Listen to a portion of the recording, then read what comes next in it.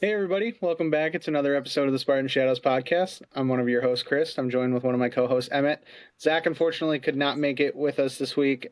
He is traveling. We're recording this Saturday, September 27th. Instead of enjoying MSU's bye and relaxing, Zack decided to take an alternative route, and he is currently at the Alabama-Georgia game.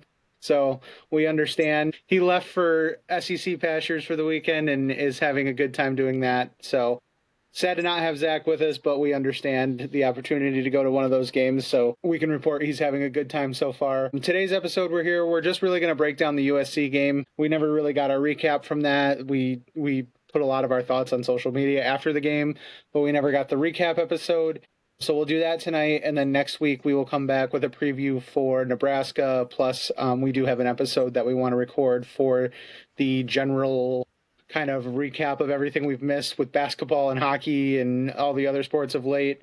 I will just quickly mention MSU soccer beating Michigan with again, getting Big Bear back home was a great thing this week. But we have a lot more to discuss, especially basketball and hockey-wise, so we'll make sure to get that out too, and then get you ready for Nebraska next week, where Emmett will be, doing his usual thing from the Nebraska press box. Unfortunately, he's got to drive this one, so he might have a little bit longer of a time getting out there, but yeah. Hey, I'll take an 11-hour drive over driving to California, which would have been 34 hours. Yeah. I'll take 11. But yeah, we know that we haven't discussed the hockey schedule breakdown and basketball schedule breakdown. Mm-hmm. We're planning on getting to that pretty soon, obviously, with the seasons coming up. Yeah. Midnight Madness next Friday. Yes.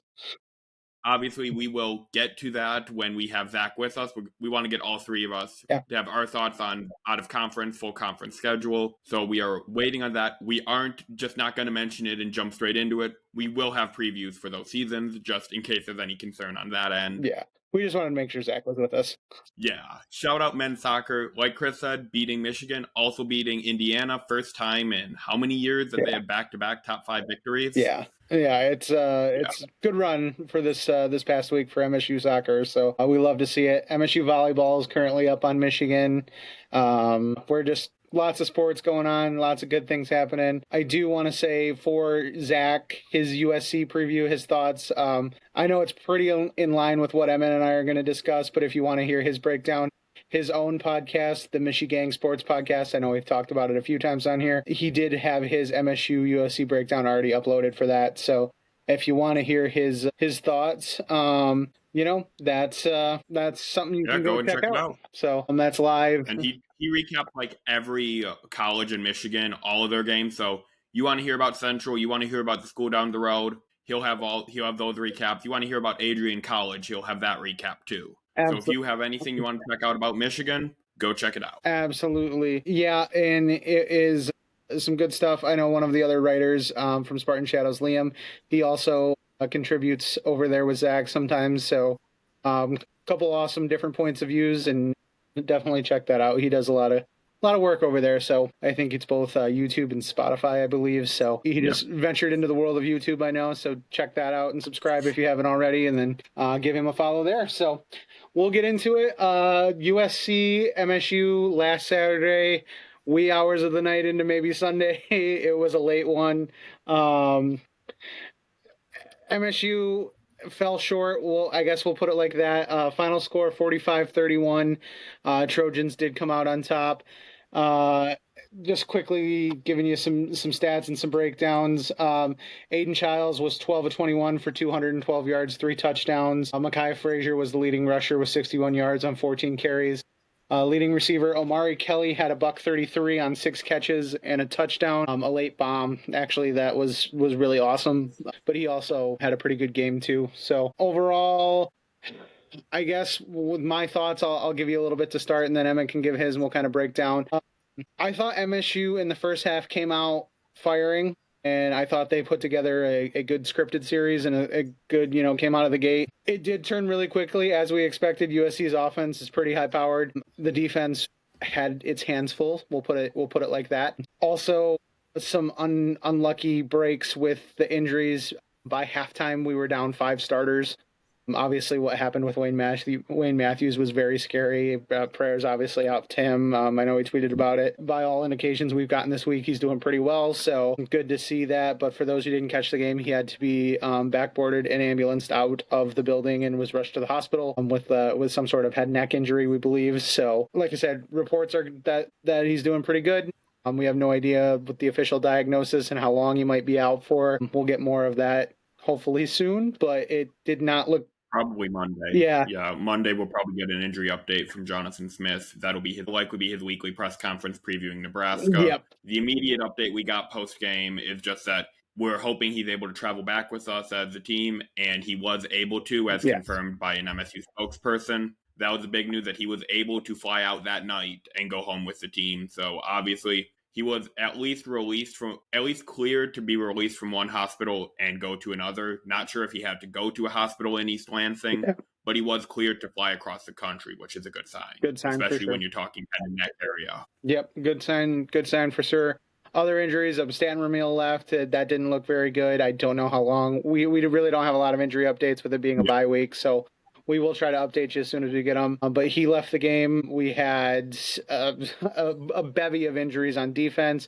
Jordan Hall was also... Martinez and Donegan. Yeah, Jordan Hall was also ejected early in the second quarter for targeting on, let's just say a very questionable call. Many MSU fans were not happy, including myself. That I don't think is at all what targeting is designed for, but I digress. We talked till we were blue in the face about that, and it's not going to change anything. So we did miss Jordan Hall for most of that game. Actually, I think it might have been in the first quarter, actually. Was it? I can't remember. It was early. I don't remember. Early enough. It was around midfield. And by the definition of the book, it is targeting, but the spirit of what targeting is trying to discourage, headhunting, etc., that wasn't what it was. Yeah. If you want to bring back the old spearing penalty, I don't even think that was really spearing. I just think it was a hard hit. But it wasn't a malicious hit. It was a routine tackle with a tight end who caught the ball, saw a middle linebacker about to hit him, and tried to tuck his shoulder and get down, and their helmets made contact. Yeah. It's not a malicious play by the tight end. It's not a malicious play by Hall. It's a football play, and Hall got ejected for a football play. And then they tried to eject Joshua Eaton later. Oh, God, that was even worse. If that would have been upheld, I would have rioted, because Joshua Eaton was basically falling down. And I would have walked out of the press box and just gone home. Yeah. Joshua Eaton was basically... I've been like, I see what's the foot. Yeah. He was falling down, and their helmets happened to hit when barely, I guess, if you even wanted to call it that. That was even worse. Yeah. Eaton was falling, the receiver was falling, and their helmets glanced. Yeah. So either way, Jordan Hall, that was rough, but it proved to be a kind of a costly loss, because I think he would have been absolutely needed throughout the game, and especially later in the game when MSU pulled it back close. But unfortunately, that's how it goes. We didn't have him for the most of the game. Does not have to serve any additional suspensions for like the Nebraska game, so he'll be full go for Nebraska, and I would imagine probably has a little bit of a chip on his shoulder. So hopefully that comes in handy. But as we said, USC ended up going into the USC ended up going into the break up 24-10. They ended up getting up 31-10 at some point early into the third. MSU did. They scored on their first drive. Yeah. Yeah. That's right. First drive. Yep. MSU did end up pulling it within a touchdown to start the fourth quarter. And it was really close. At one point, MSU had a chance to maybe get down the field and get the ball back and tie it. Unfortunately, USC kind of pulled away. And, you know, it kind of is what it is. I thought MSU, being as shorthanded as they were in the second half, and especially after the Wayne Matthews thing, because that was that was a full stop and play for 20 minutes-ish, 10 minutes-ish, you know, very clearly a gut-wrenching. Felt like an hour. Someone at the stadium, it felt like an hour. For Lions fans, it felt a lot like the Mo Norris injury in Atlanta this preseason. And the Velling injury last year against Purdue. Yep. So it was a long stop and play. Everybody was visibly upset.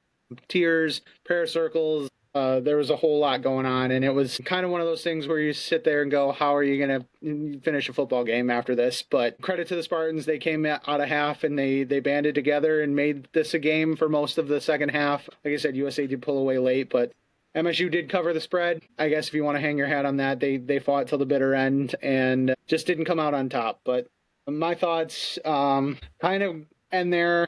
I don't really want to get into the fan base and a whole discourse during and after the game of what's an acceptable loss and where we're at as a program and blah, blah, blah, blah, blah, blah, blah. I just thought overall the team played their hearts out. It didn't happen. Did the defense look great? Not really. USC's offense was really good.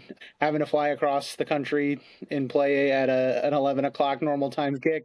p.m. Eastern, East Lansing time, Not an easy thing to do. And for those who think that traveling across the country doesn't matter, well, look at USC came over to Illinois today for an early kick and struggled and ended up losing to Illinois. They did end up putting up a lot of points in the second half, but that offense took a little bit of time to get going. And I get out Illinois is a good team, but we've seen it all year. Oregon coming out and putting up only like 30-something to Northwestern a couple weeks ago. And I mean, it's 3-3 right now against Penn State, I believe. Obviously, Penn State's a much better team, but it's stuff like that. I think the traveling across country does wear on these teams, so it's something to consider. Not trying to make excuses. They did not play the best on defense, but given how shorthanded they were by halftime and all that, I thought they did as good as they could, and ended up being a lot closer than it very well could have been, I guess. So I agree. Time to regroup and get ready for a tough Nebraska team who is coming off a loss to Michigan. So, Emmett, I'll let you take over from there. Yeah, so a lot of what Chris said I agree with. One thing I do in a way disagree with, he mentioned that it's hard to play like after the Matthews injury. Aiden Child was directly asked about that post-game, and he said, if anything, we want to play harder because we're down one of our brothers. So the team viewed it as motivation because there's no use to really, I guess, I'm not trying to demean it or anything or say, like, sit around and feel sorry for yourself, basically. You can't sit around and worry about that during a football game. Obviously, these guys care about Wayne Matthews. They went and had a prayer circle that multiple USC players did join in post-game. Aiden was one of the guys leading that, so shout out to both USC and MSU for doing that post-game. And then, yeah, overall, if it's tough to say that, oh, well, this is a game where you see progress, but this time last year, down 10-24 at half, USC takes the kick and scores on their opening drive. That's when the teams of last year for MSU turtled. They just tucked their heads in and hoped that the beating wasn't too bad, and it ends as a 10-48 game. Maybe if MSU feeling like a fight that day, it might be 13-48 at the end of the game. But this MSU team had the touchdown happen. They're down 21 points, and they said, "Okay, let's score." They went down the field, scored one touchdown. Armorion Smith punched the ball out. They had a short field, scored another touchdown. They had a 3rd and I believe 8 or 3rd and 3 to start the fourth quarter. USC had the ball, and Alex Van Sumeren, Samoa both got to Jaden Mayava, could not bring him down, and he scrambled, and that was the straw that broke the camel's back.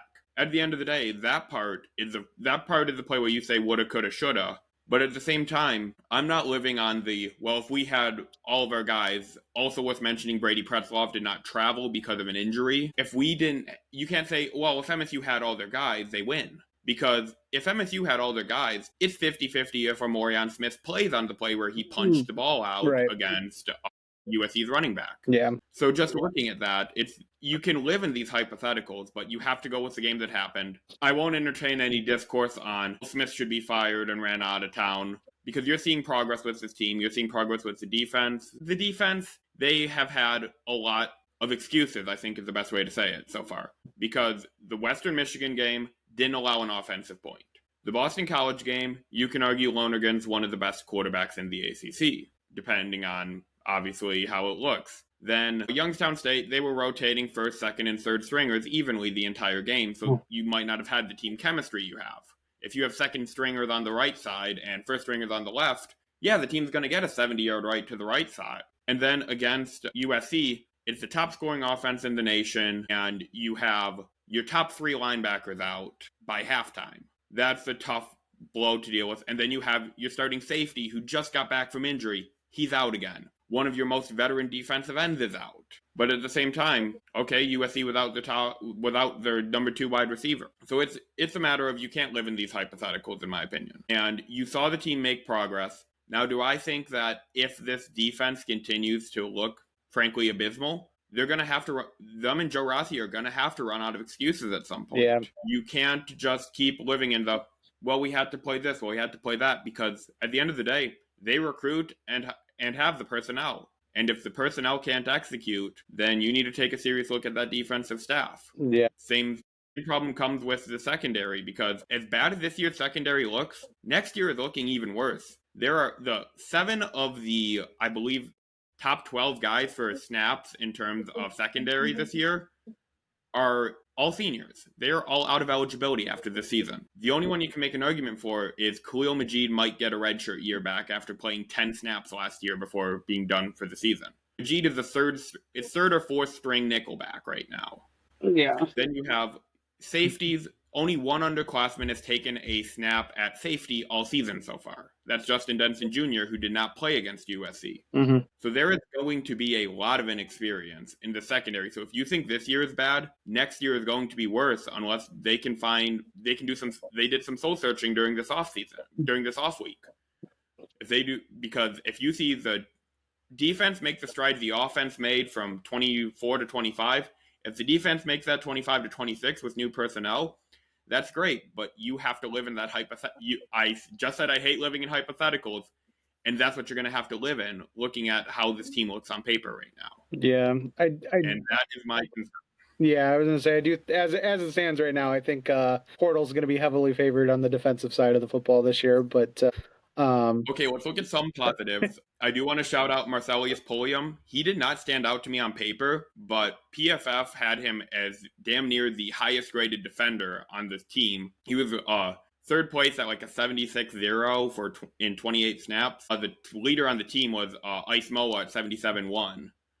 Shout out Moa for also, he had primarily been edge rush or occasional drop in coverage all season, and he basically had to step up and be weak side linebacker the entire game. Yeah, Ice has looked really good. Darius Snow. Yeah. Ice has looked really good, especially because he used to be an edge rusher at BYU for a season and a half before converting to linebacker in 2024. So Pulliam and Moa, great job for both of them. And then on the defensive line, I want to shout out Kakai Burnett real quick. Burnett came in when Joe Rossi was just throwing substitutions on like confetti in desperation because USC was in the red zone. He threw in Anthony Penez at corner, Nijay Bird at corner, Chance Rucker started playing at corner during that series, and Kakai Burnett got thrown in at defensive tackle. Burnett's first or second snap, he nearly swallowed the running back behind the line of scrimmage, doesn't get him but does recover and tackle him after 2 or 3 yards, gets another tackle. Burnett played 7 snaps and had 2 tackles, and he and Anulu Lafayette showed the most get up and go on that defensive line. And I think that those guys, especially both of them are redshirt freshmen. I want to see more of them as the year goes on because they're providing the most spark right now. Sure, they're playing like maybe 25% of the snaps or less every game. But if they're the guys that are flashing on paper, when these guys are at 100% going against, say, USC's offensive line at 85% from wear and tear for the game, I want to see 100 on 100 at this point because you're not getting anything with your 100 on 100 anyway. You gave up 283 rushing yards in a game. You did not get a tackle for loss during the game. You kind of have to adopt the philosophy of, well, what could be worse? Because what they threw at USC did not work. And that's not, obviously Joe Rossi and the staff, they've tried to make the adjustments that they thought would be best against USC, and they're going to forget more football than I could ever know. I'm just a media person commenting on a podcast. But at the same time, objectively, this defense did not play great. I don't think anyone will say that they had their best career game in terms of, well, I was killing them all game. You can say like Kai Burnett had his best game because he played 7 snaps, got 2 tackles, got some pressure. But I just think that you have to look at, okay, do we rotate personnel? Do we switch up what the scheme is? This is a question I would love to ask Jaron Horton after, what do you do when you have to crumple your scheme into a piece of trash after 4 weeks of the season? Yeah. What do you look at to do? Because obviously, Youngstown State scoring 24 points against MSU, USC scoring 45. Nebraska, I know that their running game hasn't been the best this year, but Dylan Raiola, before the bye week, obviously, Wasn't he top 3 in terms of passing yards in I the Big Ten? think so. Nebraska also had, I think, one of those games that they played a school that wasn't the best, and they ran it up a little bit, I guess, for lack of a better term. But yeah, but I just think that is we're not going to preview Nebraska this episode, but that is the nightmare fuel right now for me. Is, well, if you're going against one of the best passing quarterbacks in the Big Ten, okay, and your run defense did not look great in the first big test of the year. That was the biggest surprise by me, was the inability to stop the run by on USC. And I will say, I was going to come into this with a little bit of grain of salt. I think USC's offense is pretty perfectly constructed to go against our defense and our defensive scheme and our personnel. This reminded me a lot of, I don't think I mentioned it on the preview, and I feel bad, I probably should have, but it reminds me a lot of maybe like going into the Washington game a couple years ago, or the Ohio State game in the Mel Tucker years, where it's like 21 Ohio State. Yeah, where it's coming into the game, it's like, yeah, you're hopeful that you can do this and this and this, but like on paper there are some matchups that you're like, eh. And this was obviously without, we didn't know USC's second best receiver wasn't going to play. It didn't really. Mekhi Lemon's the real deal first and foremost, and I thought if we were going to have a shot, we would have had to shut down that run game and kind of force them to be one-dimensional with the pass game, and just hope maybe we can drop enough into coverage. But that they were getting 8-9 yards of carry every time I looked. So it was. I believe they finished at, what was it, 9.1 yards per play or something? So yeah, something like that. Yeah, MSU coming into the game through 3 games had allowed 192 rush yards. USC had, I want to say, 155 by half and finished with 283. Yeah. So it was not a good day for run defense. And you can say, oh, well, they didn't have Hall, they didn't have Matthews.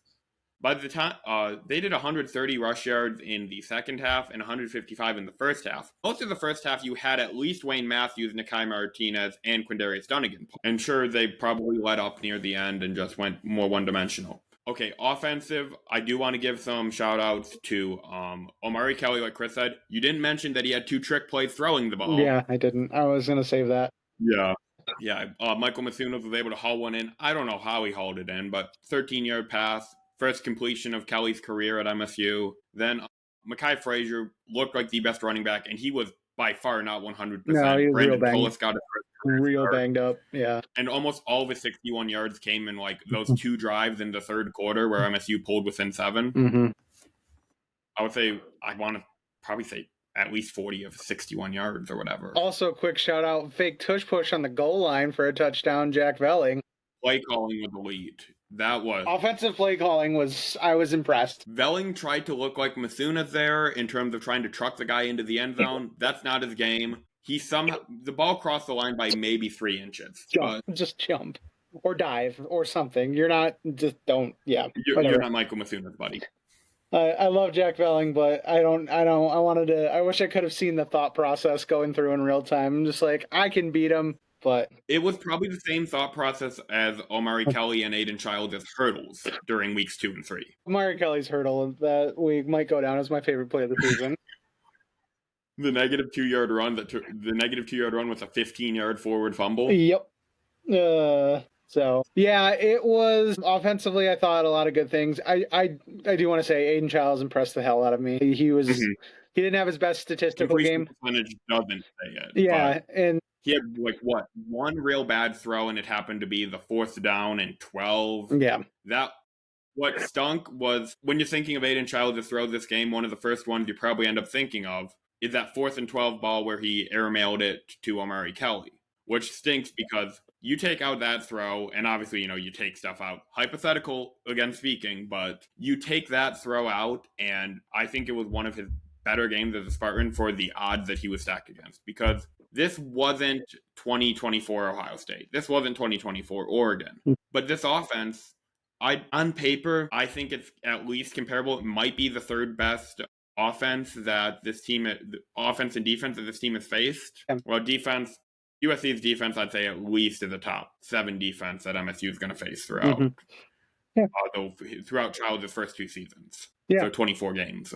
And I thought he managed the game really, really well, even in the circumstances too. Like when we were beat up on the offensive line, didn't really let them play, couldn't get the run going for a while, run game going for a while. Shout out Rustin Young. Yep. By the way, having to play 51 tackles halfway across the country in really his first full-time action. Yep. So I just thought everything being said, Aiden had a really good game, managed it well, did everything he could to win.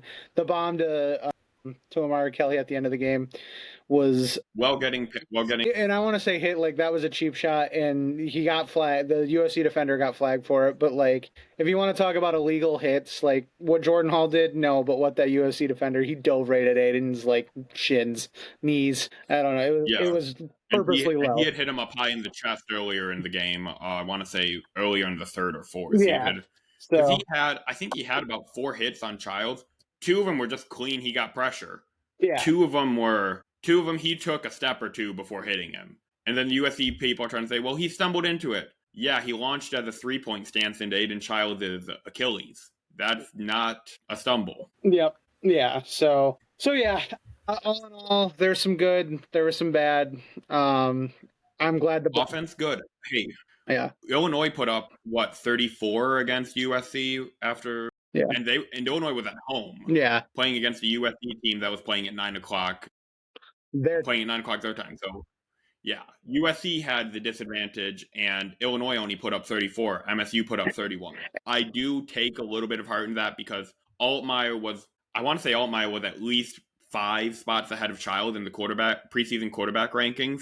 And I do want to say USC and Cliff Kingsbury made every excuse in the book about how the 9 a.m. kick wasn't fair for them, but didn't say they've been in the media this week talking about how the West Coast teams having to go east is a big task and all this, but yet, having teams fly out there and kick at 8 p.m. LA time isn't a big deal, but whatever. But MSU playing a night game against Ohio State and then traveling across the country to play a Friday night game at Oregon last season, that's okay. Don't forget, this wasn't even a Saturday night to Saturday night. Mm-hmm. This was a Saturday night to Friday night game. 2 biggest games across the country. Yep. Yeah. Against, the 2 best teams in the Big Ten. No offense, 2024 Penn State, but the 2 best teams in the Big Ten. Yes. Yeah. The eventual national champion and the Big Ten. Oregon won the Big Ten championship last year, right? Yeah. Oregon won the Big Ten. So Oregon undefeated regular season and won the Big Ten title. So, but that's neither here nor there. I will say, I'm glad the bye week is now. The injuries were starting to mount up. Hopefully we can get some guys back for Nebraska. I don't know about Ramil, but I feel good about everyone besides Ramil for Nebraska. Ramil, I have no idea because he did not return to the game. Quindarius Dunn. So shout out MSU, the captains. They all went to visit, I believe it was the Children's Hospital. Yeah. So first off, shout out to them for doing that. Second off, we can glean from that Quindarius Dunn again. We believe it was a lower body injury for him. He was up and walking and with all the kids that day. So obviously take it with a grain of salt. He could have a huge leg brace on underneath his sweatpants. But he was with it. Yeah. No visible casts, I guess, is a good thing. No visible air cast, no crutches seen in the photos. So yeah, no, that was good to see. I'm assuming we don't know. We haven't heard anything. We think Nikai Martinez may have been like upper body concussion. Haven't heard anything. Concussion protocol or something. Yeah, if that's the case, then maybe he might be good to go with the bye. Same. I don't know how bad Wayne Matthews' injury was, but if it's just a really bad concussion, that's something that maybe you could see him back sooner. I don't want to speculate. I don't know. But again, we saw Bellin get carted off against Purdue, and he was playing the next week. Yeah. He didn't even have a bye week to play, so that could be a good sign. That's just how we know. Luka Vinkic out for the season, by the way. Yeah. We didn't mention this because we assumed he was out for the year, but wasn't confirmed. Yeah. MSU spokesperson did confirm in the press box that he joins Caleb Gash and Andrew Brinson IV with season-ending injuries. Yeah. So tough break for Luka Vinkic because he was having a good start to the season. So, and while he wasn't necessarily, he was kind of that in the top 6 of the rotation for the offensive line. If he wasn't starting, he was going to get big reps anyways. So he might be eligible for a medical redshirt. Remember, he missed the Western game with injury too, so he only played 2.5 games. Yeah, so he definitely he's a player I feel a little positive about for getting another year of eligibility from the NCAA if he elects to do so, of course. Yep. So something to watch and monitor, but hopefully on the injury front we start getting a little healthy. I think the indicators on Pretzlaff, or was it going to be a little bit more longer term thing?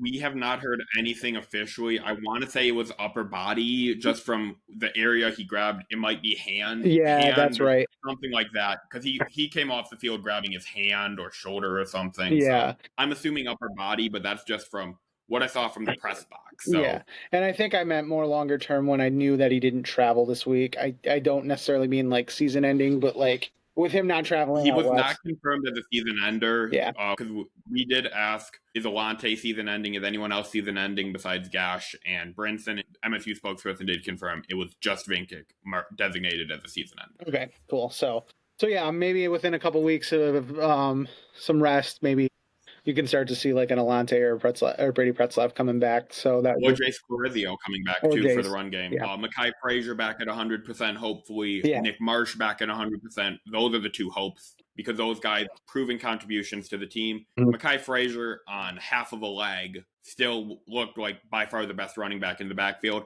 Small shout out to Elijah Toliver having that stumble carry on fourth and 2. Yeah. Stumbled to stay in bounds and got 3 yards on it when he could have easily fallen out of bounds and turned the ball over early in the game. Yep. So shout out to Toliver for that.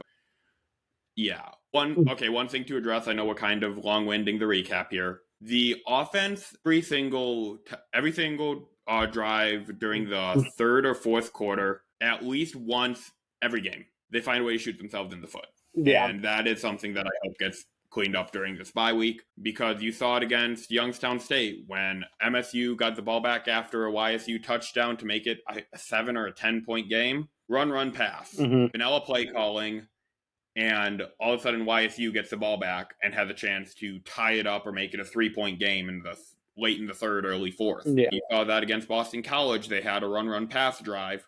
And usually, I'm not pointing fingers here, but usually it is Tolis run, Kyle's pass and you don't have good spacing on your receivers. Yeah.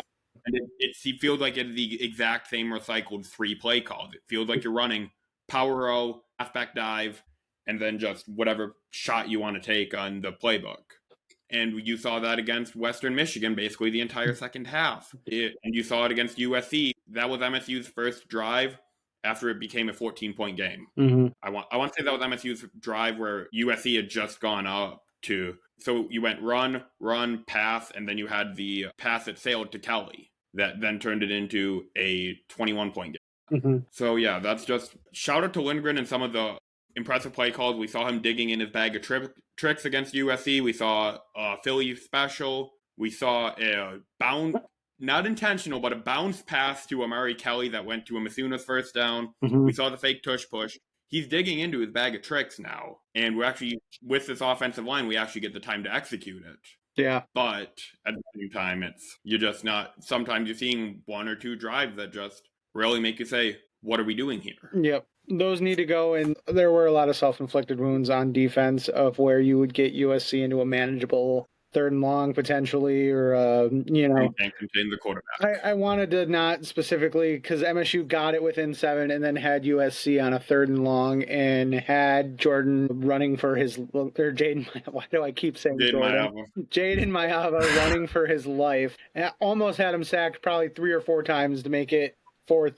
It would have made it 4th and had to a punt, and he somehow escapes. The Van Thuman and Moa both were credited with pressures on that play. Yeah, and then he somehow escapes and gets the ball downfield and ends up completing it. 15 yards. Yeah. So 15-yard scramble even worse, which I will argue you have Jordan Hall on that field. It's probably still a first down, but it's probably a 9-yard run on 3rd and 8. Yeah, it's just been... But even worse, he takes it to midfield. But things like that, where you're seeing us not get off the field on 3rd down, a bad penalty on 3rd down and long, That's recurring. Something like that. But that needs to be cleaned up too. I think...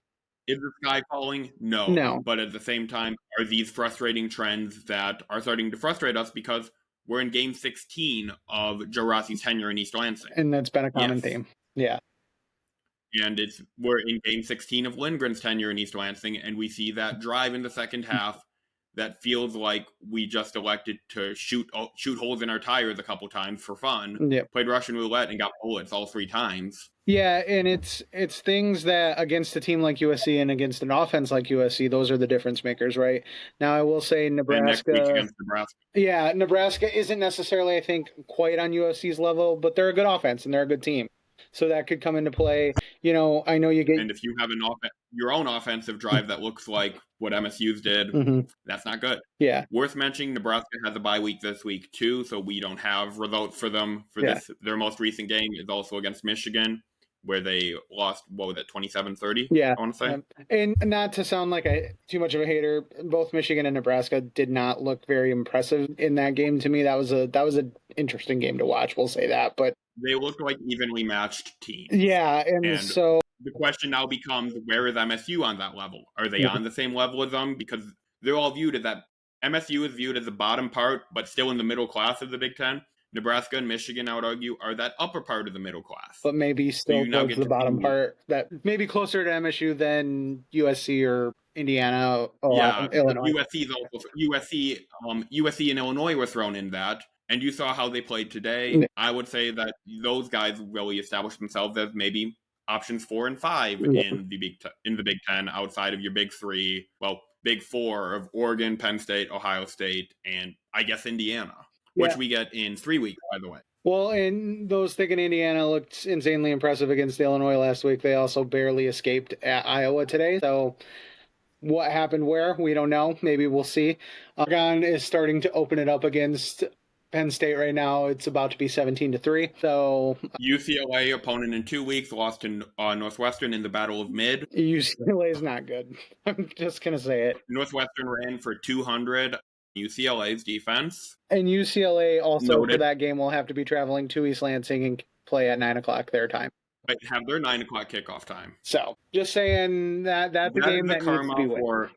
That game needs to be won. So. Oh, and that's homecoming. That's a must win. So if MSU, looking forward to next week, if MSU can get out on Lincoln with a win, this season starts to look a lot more. I think some of the narratives that were going around the internet during the USC game maybe start to get flipped a little bit, because all of a sudden you've got a win at Nebraska to give you your fourth win of the season. UCLA should make 5, and then to get to bowl eligible, you need to win 1 game somewhere, whether it be Maryland, whether it be at Iowa, who has not looked great this year, but also did just take Indiana to the brink. Maryland also on a bye this week, I just checked. Yeah, so Michigan has had its times where it's not looked the best, and you get them at home this year, so maybe that helps.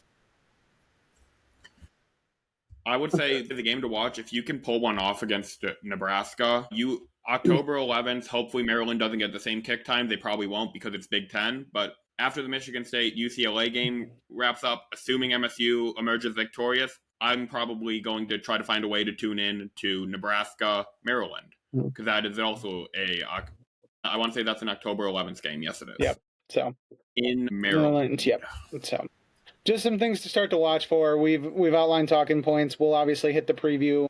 We kind of went into more of a preview in Nebraska than I really wanted to today, but we'll hit the. Sorry, Zack. I'll hit the full preview of Nebraska later this week. Of course, we're going to have the other non-football related things this week too. Yeah, the schedule breakdowns, previews. We know that basketball season's around the corner, hockey season's around the corner as well. We know those are going on. We'll probably try to have some of those volleyball, soccer, try to get the recaps and shout outs in for those schools as well. Yep. So we'll call it there. This went way longer than we intended it to, but we appreciate everybody hanging in. This should hopefully be up. We're recording it Saturday. I'm hoping to edit it tonight, maybe tomorrow morning, get it up sometime Sunday. And then, into game week, we'll see about, in a perfect world, we can get you the multi-sport episode earlier in the week and then get you the Nebraska preview up before Saturday, but we'll see. I have to travel. I have 2 days of travel now, so we are going to have to be figuring things out on the fly. Yep, and I'm still running around rampant with kids and sporting schedules and school schedules and family, other stuff with parents and medical appointments and fun things. So it's been a packed fall to say the least. And then of course Zach's traveling around the greater United States, going to other college football games, and has his own podcast. So we apologize in some of the delays. We meant to get this episode out earlier in the week, but with Zach's traveling schedule and our schedules, we were just trying to find a day to make it work. So we appreciate everybody for being patient. Continue to tune in. Check out Zach's podcast, Michi-gang Sports, for his breakdown on USC. And then, we'll see you next week. So we appreciate everybody tuning in. Having a good night, and go green. Go white. Hour on the dot.